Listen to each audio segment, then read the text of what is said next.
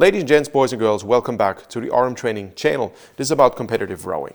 The most important thing when you want to put together a team boat is to know how long is everybody's stroke and how do they influence the boat. These are, for me, when I work with larger teams, the two most important parameters. Then you've got psychology, mental stability, their ability to fight. These are all the mental components. But when it's about technique, when it's about the influence on the boat, I rely on force curves and stroke lengths. Now, in order to know how to work with this, we should know how this works and what this is. We've got strain gauges here. A strain gauge is essentially a sensor mounted to an object that senses the strain on the object.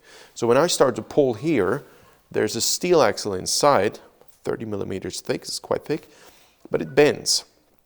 And that bending is censored. So the amount of force I apply to my oar handle is directly measured, and it is displayed here in a form of various force application points which form a curve. So you see now a red curve at the bottom.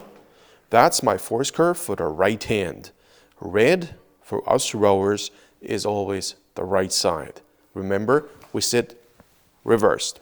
Now the same for the left side. When I pull, force is being measured and displayed. There is no algorithm. This is raw data.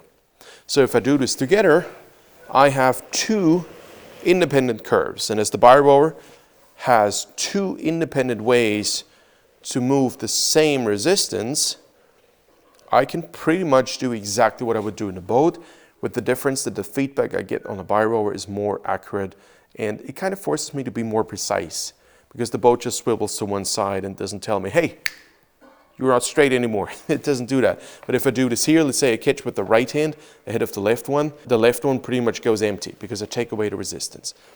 Well, back to the point.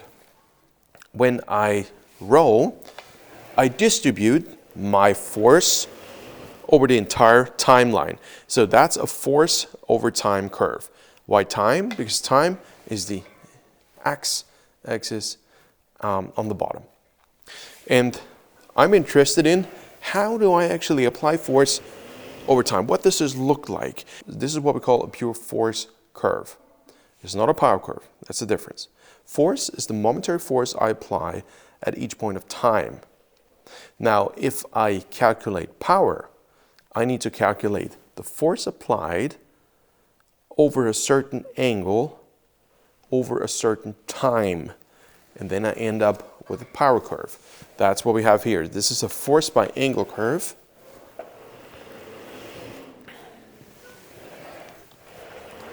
You see the left and right hand look a bit different.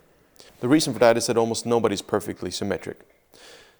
Now, when you are about to put together a team boat, what I care about first of all is what is their low steady state way of rowing?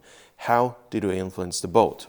So I usually put them on the by rower and say, okay, just take a couple strokes for me, please.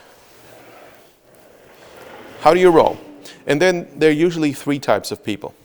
The first is the classic, do everything at the catch, hard legs, quick upper body, quick catch, you know what I mean?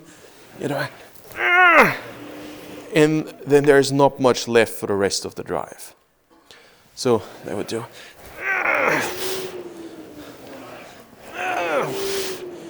It's an extreme example, but you know what I mean. We call these the early peak rowers. Then there's the late peak drive style. It would be careful, like that. You may be laughing now, but I've seen people roll like that. Because we want to build over the drive. We don't want to kill it at the catch. We're smart. We build over the drive. Now, imagine you've got these two people, because they happen to be the fastest in the single or on a linear erg, you put them in a double. For some weird reason, that double isn't going to work, because when the catch loaded guy starts to pull, the late peak rower will be in his relaxing mode and ready, now. So when the early peak guy is about to be done. The late peak guy just about started to pick it up. This isn't going to work. Now this example may sound drastic, but it's pretty much reality. I remember I was at a World Cup and a quad came to me. I'm not going to mention the country and the athletes.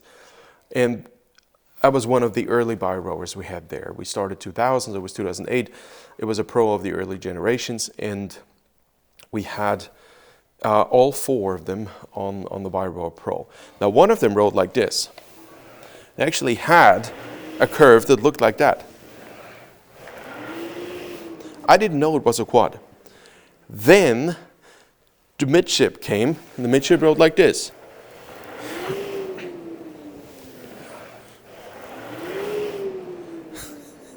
And then the bow guy came, and he rowed like that.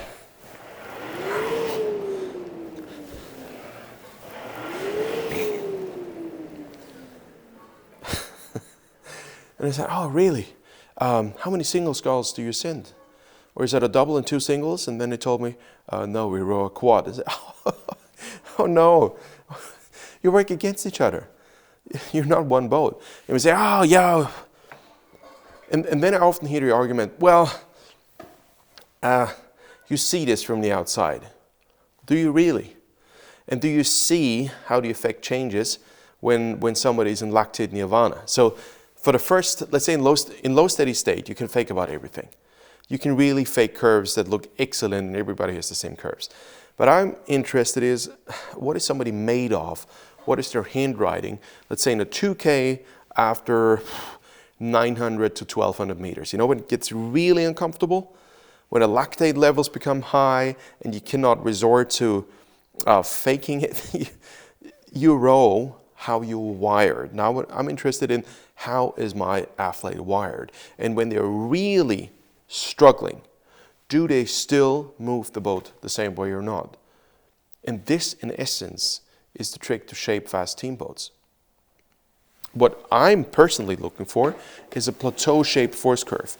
So a curve that looks a bit like that. And the reason for that is that plateau means that while I'm pulling and the boat is increasingly moving faster, I'm applying more and more and more and more force to keep that force momentum here the same throughout the entire drive. That means I'm not losing the boat. I can keep the momentum the same,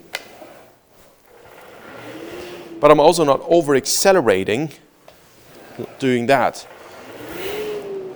because you can't do this in a 2K.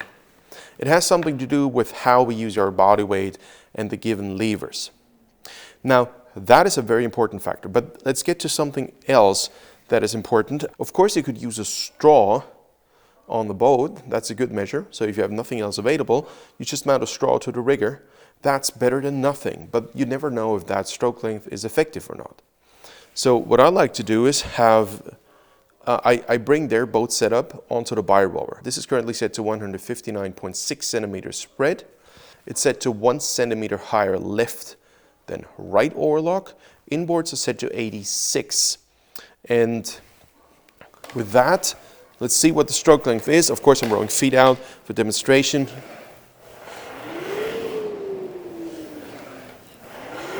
So this is now 109 degrees. Now we're talking business.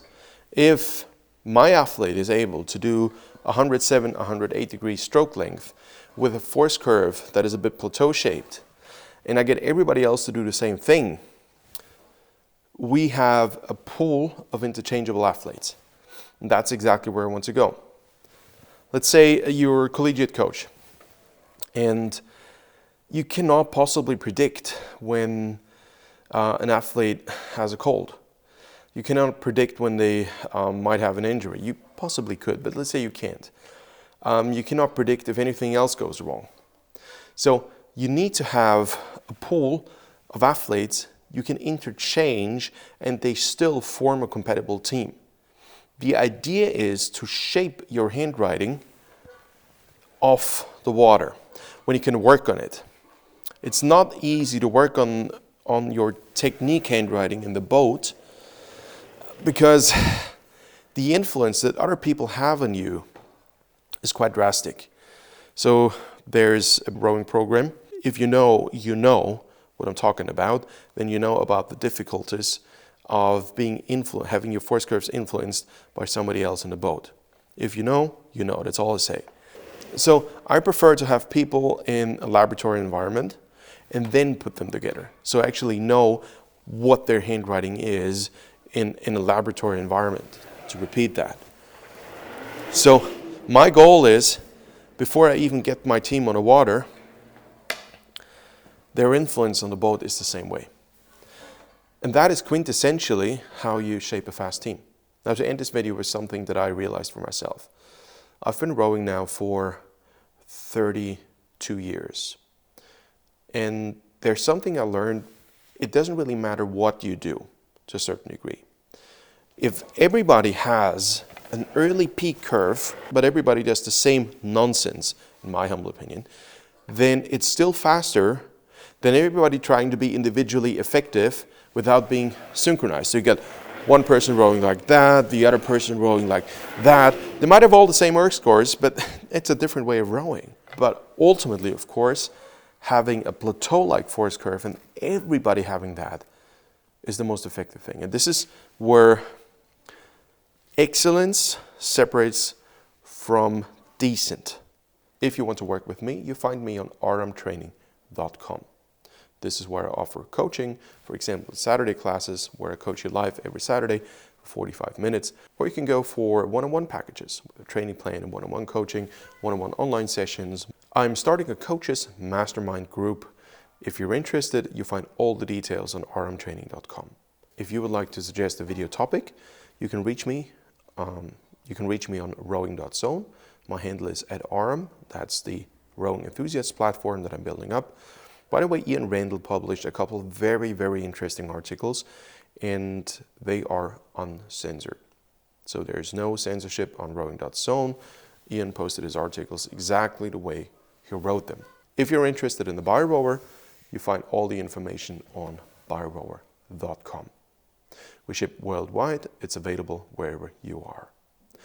Thank you very much for watching. I see you in the very next video. Subscribe, share the video with somebody who's interested in that. Go to aramtraining.com, contact me on rowing.zone, and I'm looking forward to see you either in the next Saturday class, in a one-on-one session with you, or in the next YouTube video. Have a very good day. Bye-bye.